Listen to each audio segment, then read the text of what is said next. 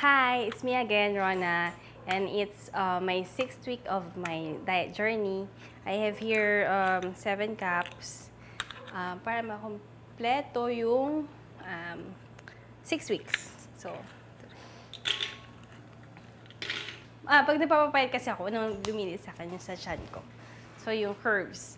So, sister ko, husband ko, yun yung unang napansin nila sa akin. Dahil doon, yung mga pants ko, yun, maluwag na yung mga pants ko. So, mas magastos ngayon kasi bili ako ng damit kasi mas confident na ako ngayon. So, bili ako ng dress. Before, hindi naman ako nagde-dress. Nahiya ako. Hindi rin ako shorts kasi nahiya din talaga ako sa legs ko. Ngayon, shorts na ako, confident na ako.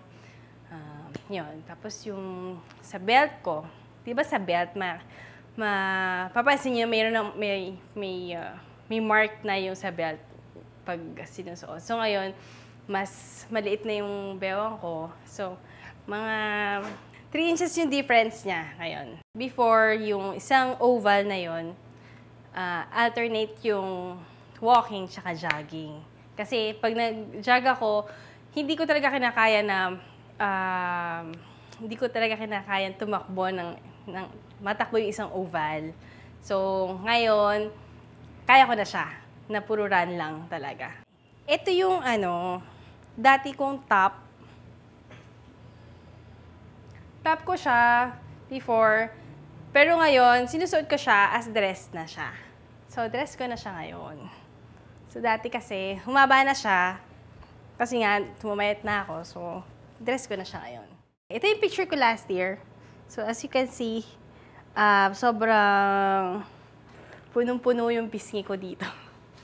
Pisngi, ilong, and wala pa talaga ako masyadong leeg and panga.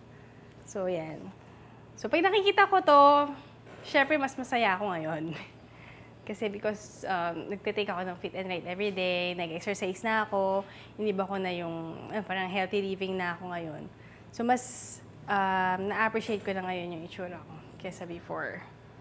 So, yun. Yun ang inspiration ko. Proud ako sa tummy ko. Kasi before nasabi ko, 38. Ngayon, 31 na siya. So, 7 inches na yung nawala sa bewang ko. So, mas proud ako dito. Ito yung unang nakikita nila na, limit na yung chan mo, na may curves ka na. Follow me on my journey. And add me on Facebook. It's facebook.com/stepupthatrona. See you next time.